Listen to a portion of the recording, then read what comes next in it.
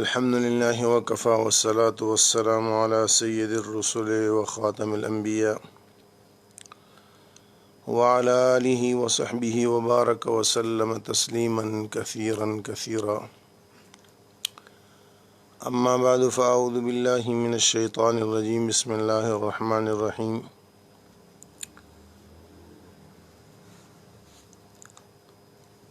وننزل من القرآن ما هو شفاء ورحمة للمؤمنين ولا يزيد الظالمين إلا خسارا. وإذا أنعمنا على الإنسان أعرض ونأى بجانبه وإذا مسه الشر كان يئوسا. قل كل يعمل على شاكلته فربكم أعلم بمن هو أهدى سبيلا. قال النبي صلى الله عليه وسلم: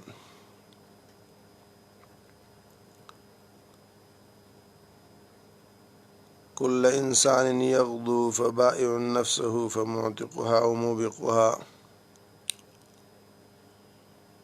وقال النبي صلى الله عليه وسلم: الدنيا دار من لا دار له ومال من لا مال له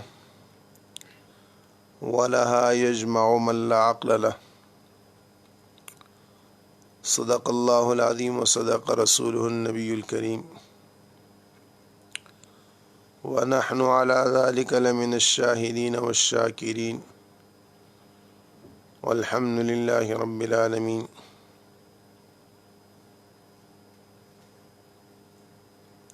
قابل صد احترام میرے عزیز دوستو، میرے بھائیو،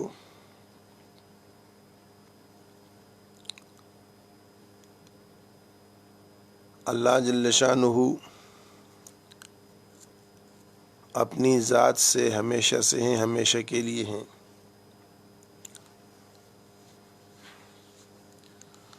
اللہ کے علاوہ کوئی ہمیشہ سے نہیں تھا، اور کچھ چیزیں ہیں وہ ہمیشہ کے لیے نہیں ہیں، لیکن انسان کو اللہ جل شانہ نے اور جنات کو ہمیشہ کے لیے اب بنایا ہے.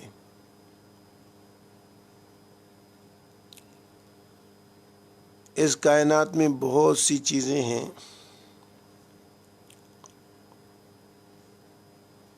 مخلوقات ہیں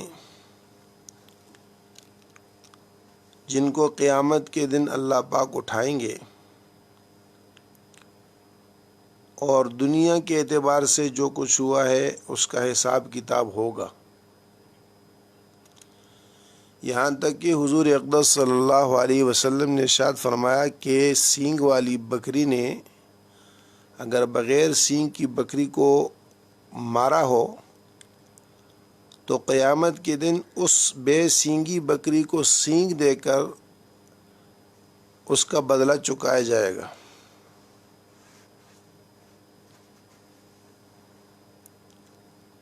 لیکن اس کے بعد انسان اور جنات کے علاوہ جتنی بھی مخلوقات ہیں ان ساری مخلوقات کو کونو ترابا، مٹی ہو جاؤ، ان کو مٹی کر دیا جائے گا، ختم کر دیا جائے گا، ان کا نام و نشان ختم ہو جائے گا. بس ان کا کام پورا ہو گیا. البتہ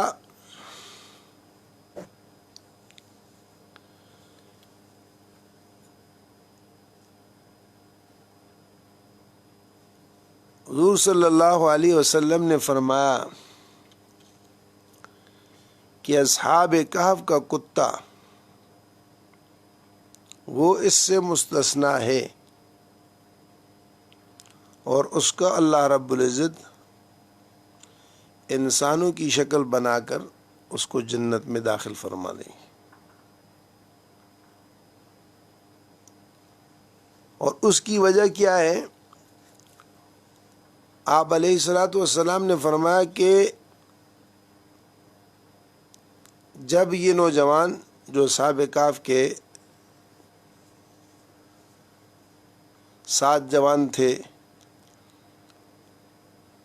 اور مشرک اور کافر بادشاہ کی زیادتی اور دوبارہ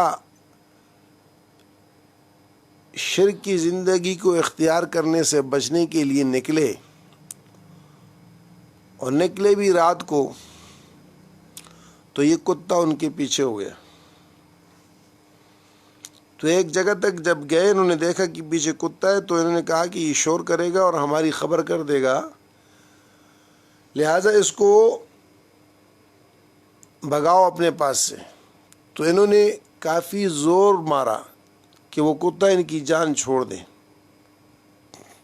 لیکن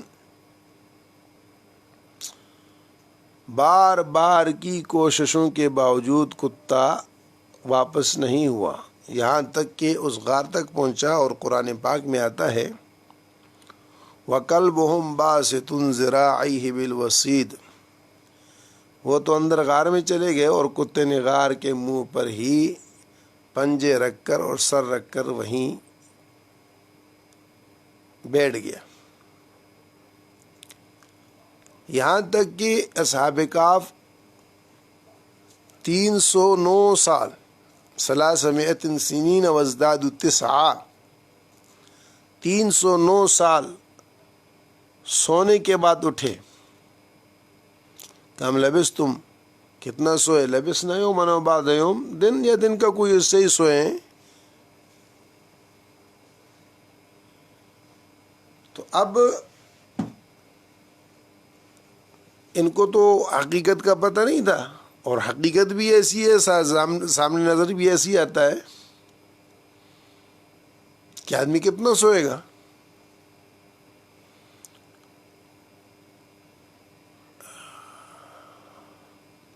اللہ قدرتوں والے، اللہ طاقت والے، اللہ کا نظام بڑا عجیب ہے۔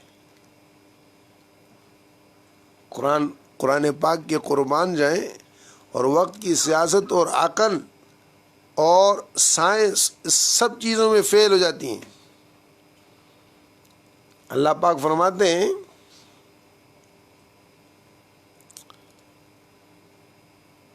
وَنُقَلِّبُهُمْ ذَاتَ الْيَمِينِ وَذَاتَ الشِّمَالِ، ان کو سلایا۔ اب انسان کی اور زمین کی خاصیتیں، انسان جب تک حرکت میں رہے تو اس میں زندگی کی رمق ہے، زندہ ہے، اور حرکت چھوڑ دے تو ختم ہو جائے گا۔ اور زمین کی خاصیت یہ ہے کہ زمین پر کوئی چیز پڑی رہے اور وہ حرکت نہ کرے تو زمین اس کو کھینچ کے جذب کر لیتی ہے۔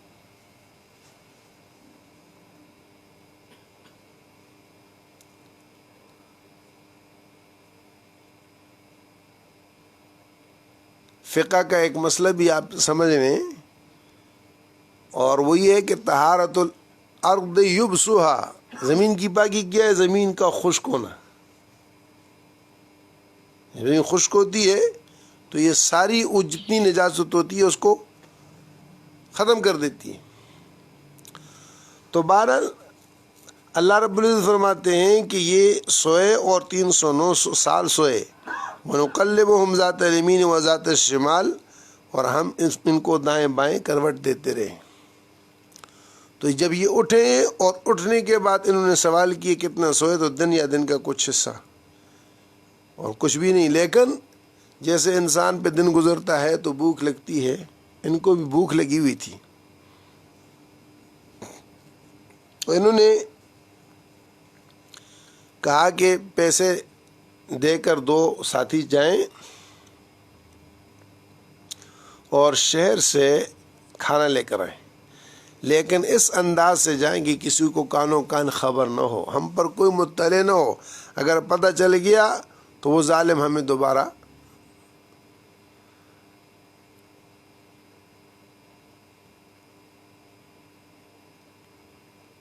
خیر۔ بہرحال وہ تو قصہ لمبا ہے، جہاں جو مقصود ہے قرآن پاک میں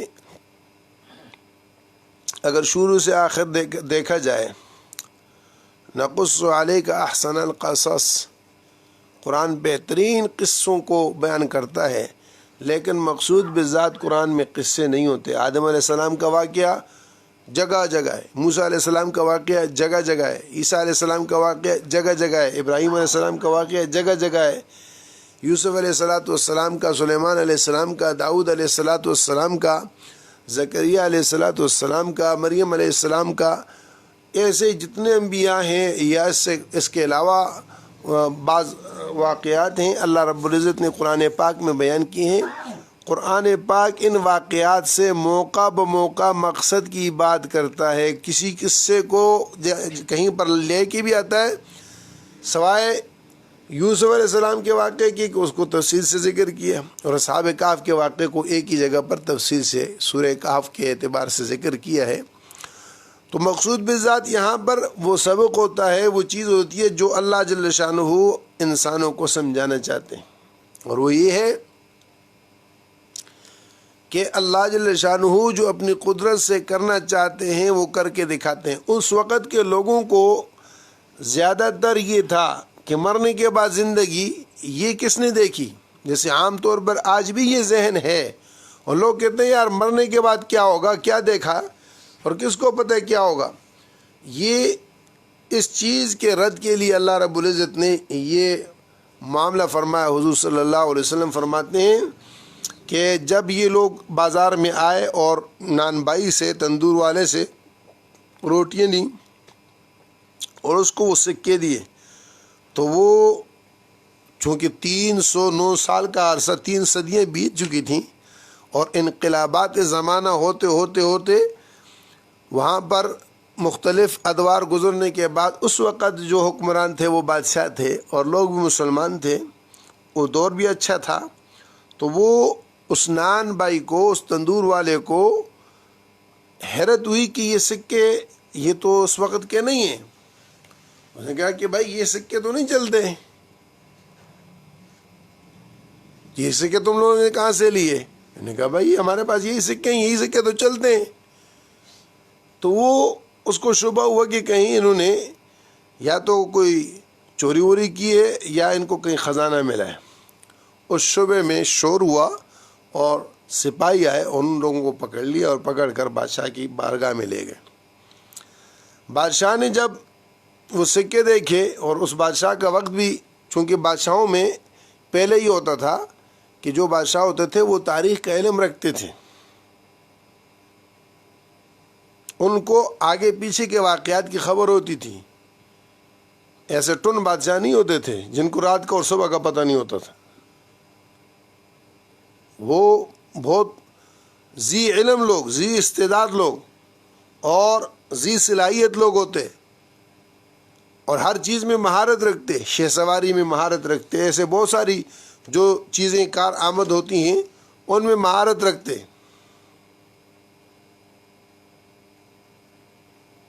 بادشاہ جس دور میں بھی لہو و لعب والا آیا ہے، کھیل کود والا بادشاہ، اس نے ملک کی تباہی کی ہے، چاہے وہ کافروں میں ہو چاہے وہ مسلمانوں میں ہو، جس دور میں بھی آیا ہے۔ یہ چونکہ ایک ذمہ داری ہوتی ہے، اس کا تعلق بہت سنجیدہ ہوتا ہے۔ شیخ سعدی رحمۃ اللہ علیہ نے اپنے گلستان کے اندر تفصیل سے ان امور کو ذکر کیا ہے، لیکن یہ ہماری بحث نہیں، ہماری بحث یہاں صرف یہ ہے کہ وہ بادشاہ جو ہوتے تھے وہ ایسے نہیں ہوتے تھے ناڑی قسم کے، انہیں تو آگے پیچھے کی پوری طرح اطلاع ہوتی تھی اور وہ ہر چیز کو سمجھتے تھے۔ تو جب اس کے سامنے واقعہ پیش ہوا اور انہوں نے وہ سکے دیکھے تو وہ ان کو یاد آ گیا کہ اس طرح کا واقعہ ہوا تھا، اور ایسے ظالم اور جابر بادشاہ تھا، اور ایسے جو ہے چند لوگ غائب ہو گئے تھے اور ان کی خبر نہیں ہوئی تھی۔ اب اس نے ان نوجوانوں سے پوچھا کہ قصہ کیا ہے، سچ سچ بتاؤ۔ اب وہ پھنس گئے تھے، انہوں نے قصہ بیان کر دیا کہ جس طرح اس طرح یہ واقعہ ہوا، یہ ہوا، اور ہم غار میں چلے گئے تھے اور ہم تو وہاں سو گئے تھے، اب یہ اٹھے ہیں، ہمیں تو پتہ نہیں ہے کہ کیا ہوا ہے، پیچھے واقعات کیا ہیں۔ تو انہوں نے کہا کہ گھبراؤ نہیں، اب مسلمانوں کی حکومت ہے اور آپ لوگ ظاہر ہو جاؤ۔ اب تم ایسا کرو کہ ہمیں وہاں لے چلو اور دوسرے ساتھیوں سے ملاؤ۔ انہوں نے کہا کہ جی آپ ایسا کریں کہ آپ ہمیں چھوڑ دیں، ہم جا کے اپنے ساتھیوں سے مشورہ کرتے ہیں، ان کو بتاتے ہیں اور پھر ہم آ جاتے ہیں۔ تو بہرحال کوئی ایسی تدبیر کی کہ ان سے پیچھے چھڑا کے یہ دونوں بغیر کھانا لیے واپس بھاگے۔ جب وہاں پہنچے اور ان ساتھیوں کو قصہ سنایا، پوری بات سنا دی، بس اللہ رب العزت نے یہاں پر دوبارہ ان کو سلایا، اور یہ سلانا پکا تھا جو موت کا سونا تھا۔ صرف اس واقعے کے لیے اللہ نے اٹھایا تھا کہ لوگوں کے دلوں کے اور دماغوں کے اندر یہ جو بات ہے من یحیی العظام وہی رمیم، مرنے کے بعد جب سب کچھ ختم ہو جائے گا کون اٹھائے گا؟ اللہ پاک نے 309 سال ان کو سلا کے اٹھا کے دکھایا کہ ہم اس طرح دوبارہ زندہ کر سکتے ہیں۔ یہ قدرت اللہ رب العزت کی، یہ طاقت ہے، یہ اللہ کی شان ہے، اور اللہ پاک اس پر پوری طرح قدرت رکھتے ہیں۔ عزیر علیہ السلام کے صرف اس جملے پر کہ جب وہ بستی پر گزرے اور کہا انا یحیی ھذہ اللہ بعد موتھا، اللہ اس کو مر چکنے کے بعد دوبارہ کیسے اٹھائے گا؟ بستی مٹ گئی، مٹنے کے بعد یہ دوبارہ کیسے زندہ ہوگی؟ ہائے ہائے۔ ایک وقت تھا، یعنی 92 93 کی بات ہے، 94 کی بات ہے، جب یہ ٹھٹے ہم جایا کرتے تھے، ٹھٹے پہ ہماری جو سروزے کی یا ویسے جانے کی ترتیب ہوتی تھی، تو یہ بستی اندر سے اجڑی ہوئی تھی، بستی اندر سے اجڑی ہوئی تھی، باہر کے حصے تو آباد تھے، لیکن اندر محلوں میں بہت ساری جگہیں خالی پڑی تھیں، حتیٰ کہ مسجدیں بھی ویران تھیں، مسجدوں کے اندر کتوں نے بچے دیے ہوئے تھے۔ اور یہ ٹھٹا یہ ایک دور گزرا تھا کہ یہ علم کا شہر کہلاتا تھا، اور جتنی حکومتیں گزری تھیں اسلامی اور اس سے پہلے کی، ان حکومتوں کا یوں سمجھیں کہ یہ جیسے اب کراچی ہے، ایسے یہ ان کا جو ہے دارالخلافہ ہوتا تھا۔ جو مکلی کا قبرستان ہے، اس قبرستان کے اندر کی قبروں کو جا کر دیکھیں تو وہ تاریخ بتاتی ہیں کہ ان کے یہ سندھ کا اور یہ ٹھٹے کا کیا حال تھا۔ لیکن امتداد زمانہ کے اعتبار سے خود ٹھٹا کی حالت یہ ہو گئی تھی کہ بعض مسجدوں میں یہ جو خنثی مشکل ہوتے ہیں، نہ مرد نہ عورتیں، انہوں نے ڈیرے ڈالے ہوئے تھے، اور وہاں اس میں ناچ اور گانے ہوتے تھے۔ ان کا کام یہی تھا۔ جب بستیاں اجڑتی ہیں تو ان کا حال ایسا ہوتا ہے، اور یہ اللہ کی طرف سے ایک نظام ہوتا ہے۔ الحمدللہ اب تو خیر دوبارہ آباد ہو گیا۔ عرض یہ کرنا ہے کہ یہاں عزیر علیہ السلام نے یہ کہا انا یحیی ھذہ اللہ بعد موتھا، اللہ اس کو دوبارہ کیسے اٹھائے گا، کیسے ہی ہوگا؟ فاماتہ اللہ 100 عام، 100 سال کے لیے اللہ پاک نے ان کو سلا دیا، اور 100 سال کے بعد اٹھایا۔ ایک گدھا تھا اور کچھ کھانا تھا، کھانے برتنوں کے اندر کھانا تھا، اور 7 گدھا تھا۔ یہ تو سو گئے، اب یہ سوئے، 100 سال گزرے، 100 عام قرآن کہتا ہے، 100 سال۔ اس کے بعد اٹھا کر اللہ نے پوچھا کتنا سوئے؟ دن کا کچھ حصہ سوئے۔ کہا آپ دیکھو کیسے، دیکھیں یہاں پر قرآن کی یہ تمثیل اور اس قصے کو ذکر کر ہمارے دل و دماغ کو اللہ پاک کیسے یعنی وہ کر رہے ہیں کہ ایک طرف کھانا ہے، ایک طرف گدھا ہے۔ گدھا کتنا زندہ رہتا ہے؟ کئی دنوں تک رہ سکتا ہے، مہینوں رہ سکتا ہے، مہینوں رہ سکتا ہے، سال بھی رہ سکتا ہے۔ اور کھانا وہ تو 1 دن 2 دن زیادہ سے زیادہ، اس کے بعد تو سڑ جائے، ختم ہو جائے۔ اور اللہ اپنی قدرت اور طاقت سے عزیر علیہ السلام جو اپنے پیغمبر ہیں، اور ان کے ذریعے سے پوری کی پوری بشریت اور انسانیت کو اللہ رب العزت سمجھانا چاہتے ہیں کہ ہماری قدرت اور طاقت کا مظہر اور نمونہ کیسا ہے، ہم کیا کر سکتے ہیں۔ فرمایا کہ انظر الی طعامک و شرابک، کھانے پینے کو دیکھو، لم یتسنہ، بدلہ بھی نہیں، سڑنا اور خراب ہونا، لم یتسنہ، بدلہ بھی نہیں ہے، ویسے ہی جیسے رکھا تھا 100 سال۔ 100 سال تو آپ کے یہ فریج ڈی فریزر بھی نہیں رکھ سکتے. ہاں رکھ سکتے ہیں؟ وہ ہمارے مظہر بھائی غائب تھے, میں نے ابھی پوچھا کہ کہاں گئے تھے؟ وہ کہ جی بس تباہ ہو گیا, کروڑوں کا نقصان ہو گیا. وہ کیا ہوا؟ کہا جی کنوں کا کاروبار شروع کیا تو اوپر سے کورونا آ گیا, وہ کنوں میرے جو ہے نا سارے خراب ہو گئے, کنوں نہیں بچا پائے. حالانکہ اسٹور ہوتے ہیں اور کیا ہوتا ہے, کیا ہوا؟ میں نے کہا کیسے خراب ہو گیا؟ یار بڑے بڑے اسٹور ہوتے ہیں اور وہ ہوتے ہیں, وہ اس میں تو عرصے تک پڑے ہوتے ہیں. کہتے نہیں جی ایک اس کی لمٹ ہوتی ہے, ایک حد ہوتی ہے, اس کے بعد اس کا ذائقہ بدل جاتا ہے, وہ گل جاتے ہیں, سڑ جاتے ہیں, خراب ہو جاتے ہیں, اور وہ سارا کا سارا ہم نے پھینکنا پڑ گیا. اب لیا تھا. تو یہ یعنی انسان اس میں کتنا کمزور ہے, اور اللہ کی قدرت طاقت کو وہاں کوئی ڈی فریزر نہیں, کھلا میدان ہے, کھلا میدان ہے, اور کھانا 100 سال کے بعد بھی لم یتسنہ. آہا, دنیا میں پانی سڑ جاتا ہے, دنیا میں پانی. اے میرے مالک, میرے مولا, اللہ نے جنت کو بیان کیا نا تو کہا انہار من ماء غیر آسن, پانی کی ایسی نہریں جن میں سڑان پیدا نہ ہو, بدبو نہ پیدا ہو. دنیا کے پانی میں پیدا ہو جاتی ہے, کچھ عرصے بعد اس پانی کا ذائقہ بدلتا ہے, لیکن جنت کی صفت اللہ نے فرمایا انہار من ماء غیر آسن. اور یہاں پر دیکھ انظر الی طعامک و شرابک لم یتسنہ, اس میں کوئی تغیر تبدل نہیں ہوا, کلا سڑا نہیں ہے. اچھا پھر تو دن اور دن کی بات ہو گئی نا, پھر تو زیادہ نہیں گزرا. وانظر الی حمارک, کھانا تو یہ ہے, اور گدھے کو دیکھو. اب گدھے کی طرف جو نگاہ کی تو وہاں کیا تھا؟ ہاں ہڈیاں, وہ تو خاک ہو چکا, مٹ چکا, بکھرا پڑا ہے. وانظر الی العظام کیف ننشزها ثم نکسوها لحما, اب دیکھو کیسے ہم ان ہڈیوں کو آپس میں جوڑتے ہیں, کیسے ان پر گوشت پوست چڑھاتے ہیں, اور کیسے اس کو دوبارہ زندہ کرتے ہیں. دو قدرتیں, بچانا چاہیں خراب بھی نہ ہو, اور مٹا دیں تو اٹھائیں گے کیسے؟ یہ گدھے کو دیکھو, دونوں چیزیں ہیں. کسی کو رکھنا چاہیں تو اس میں تغیر اور تبدل پیدا ہوئے بغیر مدینہ قیامت تک مدینہ نہیں اجڑے گا, مکہ نہیں اجڑے گا, ان کے اندر کوئی فتنہ داخل نہیں ہو سکتا. اس کی حدود اللہ نے بنائی ہیں. دجال بھی اندر داخل نہیں ہو سکتا. 10 میل باہر تک آئے گا جو حد ہے حرم مکی اور حرم مدینہ کی, اس حد پر آ کر کھڑا ہو سکے گا, اندر داخل نہیں ہو سکے گا.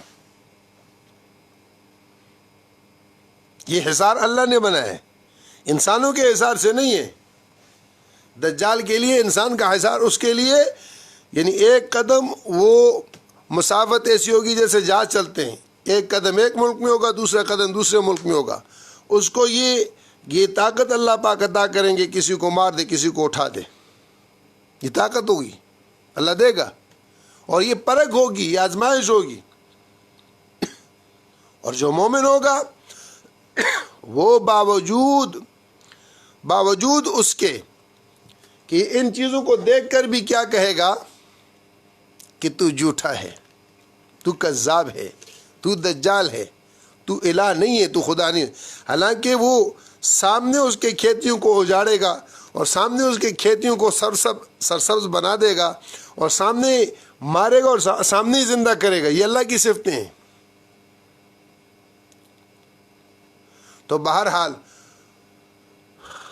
اللہ اپنی قدرتوں کے ساتھ, طاقتوں کے ساتھ یہ نظام رکھتے ہیں.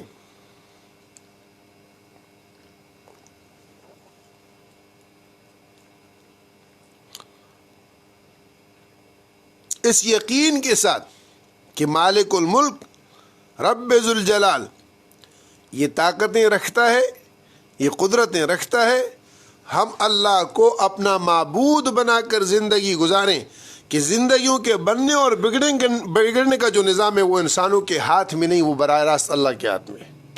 اس کا تعلق مال سے، ملک سے، چیزوں سے، رشتہ داروں سے، عزیزوں سے، اقارب سے اور لوگوں سے اور مخلوقات سے نہیں ہے، اللہ کی ذات سے ہے۔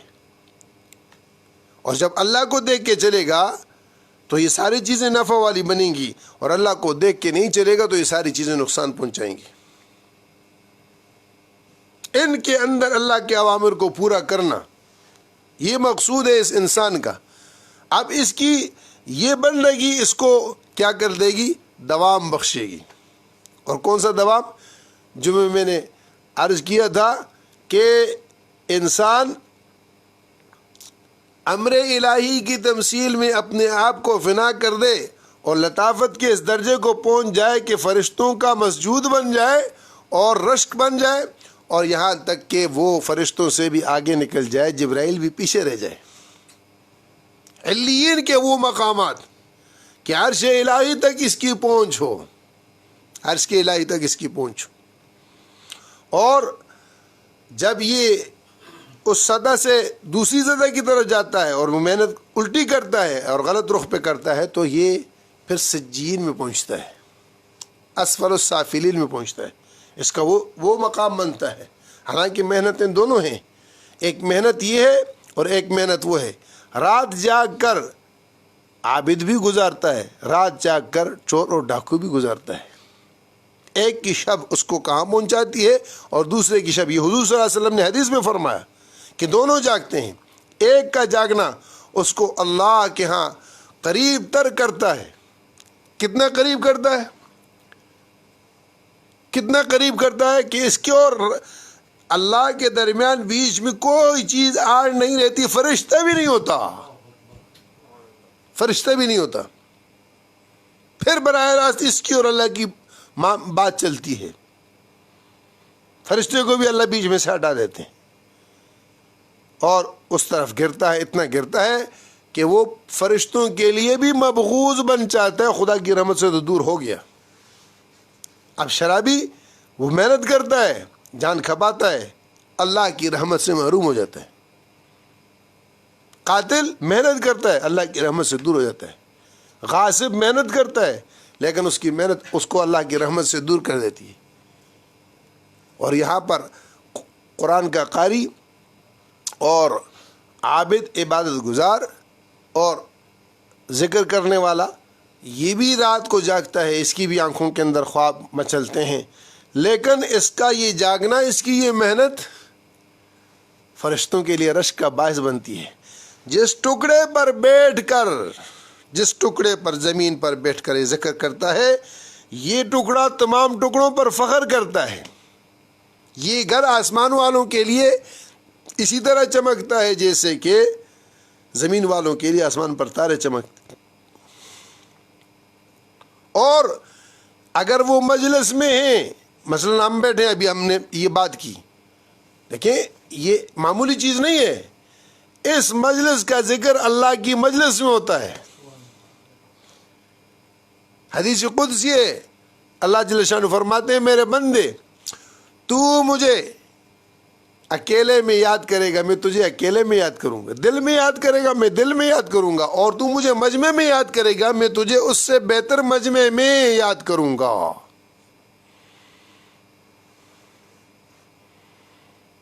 جس طور پر اللہ کو یاد کرو، اس طور پر وہاں سے اس کا بدلہ ملے گا۔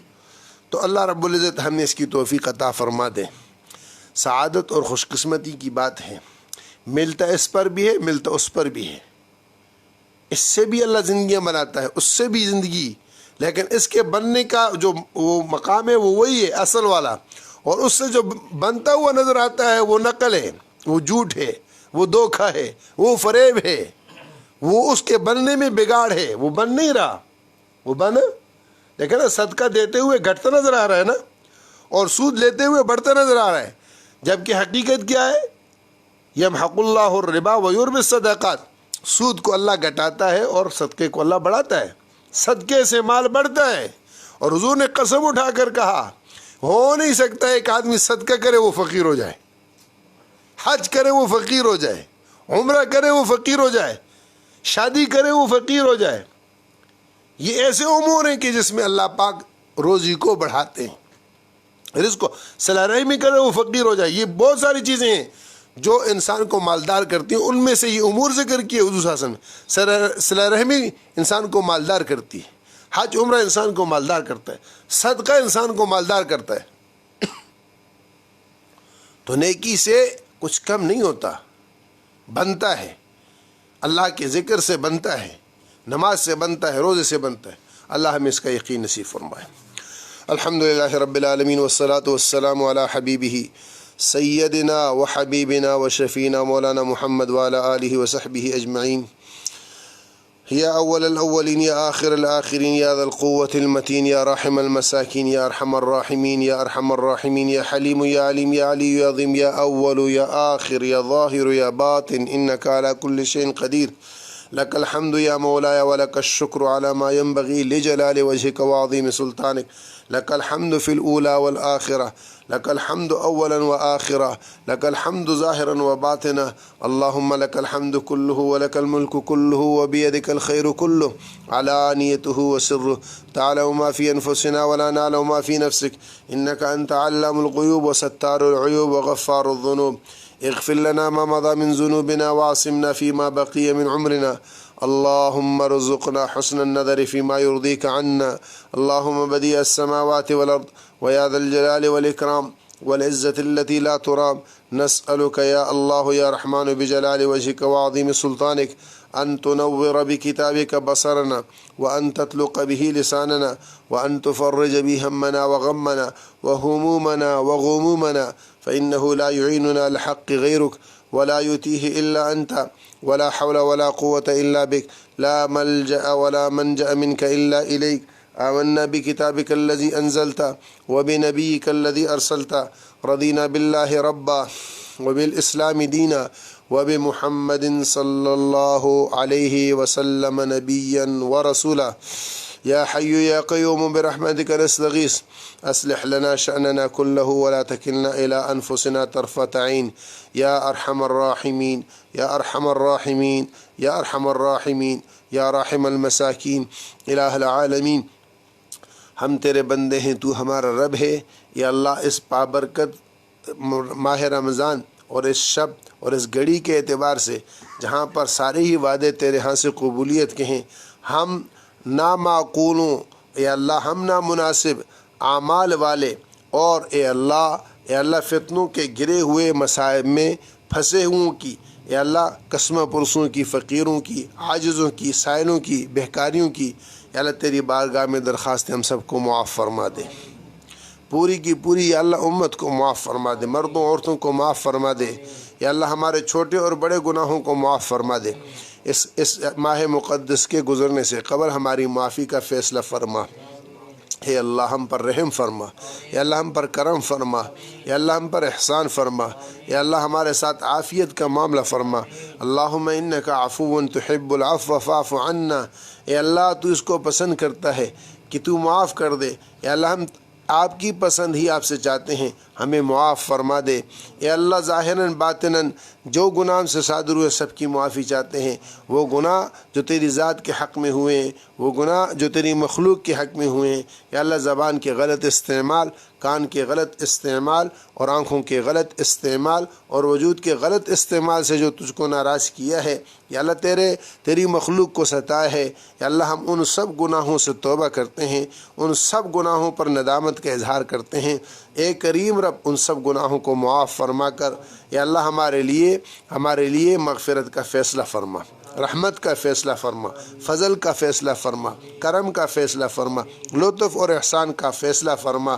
اے کریموں کے کریم, ہم بہکاری ہیں اور کوئی بہکاری کسی کریم کے دروازے پر جاتا ہے وہ خالی نہیں لوٹایا جاتا.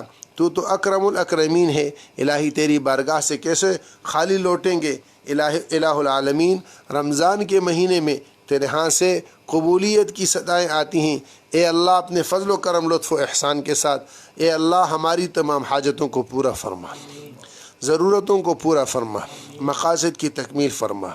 اے اللہ جتنے بھی اے اللہ ہاتھ اٹھے ہوئے ہیں, جو ہمارے ساتھ شریک ہیں یا شریک نہیں ہیں، ہمارے اوپر جن کے حقوق ہیں جو ہمارے ساتھ یا اللہ متعلق ہیں، یا اللہ پوری امت کے اعتبار سے جتنے بھی حضور صلی اللہ علیہ وسلم کے کلمہ گو یا اللہ امتی ہیں، سب کی حاجتوں کو پورا فرما، یا اللہ مقاصد کی تکمیل فرما، یا اللہ کاروباری پریشانیوں کو دور فرما، یا اللہ گھریلو پریشانیوں کو دور فرما، یا اللہ جسمانی اور روحانی اعتبار سے صحت کے مسائل کو حل فرما۔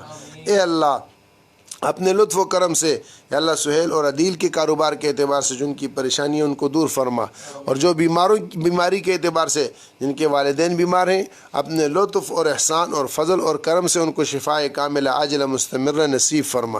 جو ہمارے دوست احباب بیمار ہیں، گھر والے بیمار ہیں، یا اللہ عزیز ہیں، اقارب ہیں، یا اللہ جاننے والے ہیں، یا اللہ ہم سے متعلق ہیں، جن کے ہمارے اوپر حقوق ہیں، احسانات ہیں، یا اللہ ان سب کو شفاء کاملہ عاجلہ مستمرہ نصیب فرما۔ الہ العالمین اپنے فضل سے لطف اور کرم اور احسان کے ساتھ اے اللہ اس ملک کو امن کا گہوارہ بنا، اس کے اندر خیر کے فیصلے فرما، اے اللہ شرور کو دفع فرما، فتنوں کو دور فرما، فساد کو ختم فرما، غاصبوں سے، فاسقوں سے، فاجروں سے، زانیوں سے، شرابیوں سے ہماری حفاظت فرما۔ اے اللہ ہمیں مخلوق میں کسی کے ہاتھ کا کھلونا نہ بنا، اے اللہ مخلوق کو ہم پر مسلط نہ فرما، اے اللہ تو ہمارا کفیل اور وکیل بن جا۔ اے اللہ اپنے فضل سے ہماری چھوٹی اور بڑی ضرورتوں کو اپنے غیب کے خزانوں سے پورا فرما۔ اے اللہ اس بابرکت موقع پر اور گھڑی میں اس مہینے میں الہ العالمین جب دعائیں رد نہیں ہوتی، ہم اپنی دنیاوی اخروی ظاہری باطنی جملہ حاجات کو تیری بارگاہ میں رکھتے ہیں، اے اللہ تو اس کے پورا ہونے کی سبیل پیدا فرما۔ جامع بیت العتیق الہ العالمین اے اللہ جن مسائل سے دوچار ہے اس میں ہماری دستگیری مدد فرما، ہمارے اساتذہ ہمارے عملے کو بھی اخلاص کی دولت سے مالا مال فرما۔ الہی ہم سب کو قبول فرما، اس ادارے کو اس کے عمل کو ہماری نجات کا ذریعہ بنا۔ یا اللہ جو کمیاں ہیں، کوتاہیاں ہیں، جو کھوٹ ہیں، اس کو تو درست فرما۔ اے الہ العالمین جتنے ہمارے متعلق ہیں، منتسبین ہیں، متعلقین ہیں، محبین ہیں، یا اللہ جو اس میں ہمارے ساتھ یا اللہ جسمانی طور پر، مالی طور پر، ظاہری طور پر، باطنی طور پر یا اللہ ہمارے دست و بازو بنے ہوئے ہیں، یا اللہ اپنے فضل سے تو ان سب کے ساتھ کرم کا معاملہ فرما، فضل کا معاملہ فرما، ستاری غفاری کا معاملہ فرما، ہمارے بچوں اور بچیوں کے مسائل حل فرما، بے نکاحی بچیوں کے نکاحوں کا انتظام فرما، بے اولادوں کو اولاد نصیب فرما۔ اے اللہ جن کو اولاد دی ان کی اولاد کو نیک بنا، اے اللہ ہمیں جہنم کا ایندھن نہ بنا، ہمیں اللہ جہنم کا ایندھن نہ بنا، جنت کا مستحق بنا۔ اے اللہ خاتمہ ایمان پر نصیب فرما، قبر کی گھاٹیاں ہمارے لیے آسان فرما، اور محشر میں حضور اقدس صلی اللہ علیہ وسلم کے یا اللہ سائے کے نیچے ہمیں جگہ نصیب فرما، اور جنت الفردوس میں حضور کا پڑوس نصیب فرما، حوض کوثر پر دست اقدس سے جام کوثر مرحمت فرما۔ الہ العالمین اپنے فضل سے ہمارے مرحومین والدین، اعزہ، اقارب، رشتہ دار، دوست، احباب، جاننے والے جتنے دنیا سے رخصت ہوئے ہیں، یا اللہ حال میں اس سے پہلے یا اللہ یہ جہاز کے حادثے میں یا اللہ جتنے لوگ دنیا سے گئے ہیں، یا اللہ یہ سب تیرے بندے بندیاں تھیں، یا اللہ جمعے کا دن تھا اور حضور صلی اللہ علیہ وسلم نے فرمایا اور رمضان کا مہینہ ہے، اے اللہ کے جمعے کے دن جو فوت ہوا تو وہ قبر کے عذاب سے محفوظ ہوا۔ الہ العالمین ان سب کے گناہوں کو بھی معاف فرما دے، یا اللہ ان کی شہادت کو بھی قبول فرما۔ اے اللہ جن کے متعلقین ہیں یا اللہ اپنے فضل سے ان کو صبر عطا فرما۔ اس کے علاوہ جو حادثات میں ہمارے دوست احباب شہید ہوئے، اپنے فضل سے ان سب کی مغفرت فرما، ان سب کی یا اللہ قبروں کو جنت کا باغ بنا، سیئات کو حسنات سے مبدل فرما۔ الہ العالمین ہمارے ان دوستوں کے اس وقت کے آنے میں اور جو ہمارے ساتھ اس مجالس میں شریک ہوتے ہیں، اے الہ العالمین ہمارے بیٹھنے کو، کہنے کو، سننے کو، اس کوشش کو، کاوش کو، سعی کو اپنی بارگاہ میں کما حق کہو جیسے تیری شان ہے قبول فرما لے۔ الہ ہمارے روزوں کو قبول فرما، تراویح کو قبول فرما، عبادات کو قبول فرما۔ یا اللہ تو رد نہ فرما، یا اللہ تو رد نہ فرما، یا اللہ تو تو بہت کریم ہے، اپنے کرم سے ہم ان بے ڈھنگے بے کاریوں میں ہمیں شمار فرما جن کو ڈھنگ نہیں آتا، تب بھی ان کو محروم نہیں کیا جاتا۔ یا اللہ پاکیزہ لوگوں کے اعمال کے ساتھ ہمارے ان اعمال کو رکھ کر قبول فرما لے، آمین یا رب العالمین۔ وصلی اللہ علی حبیبہ سیدنا محمد وآلہ واصحابہ اجمعین۔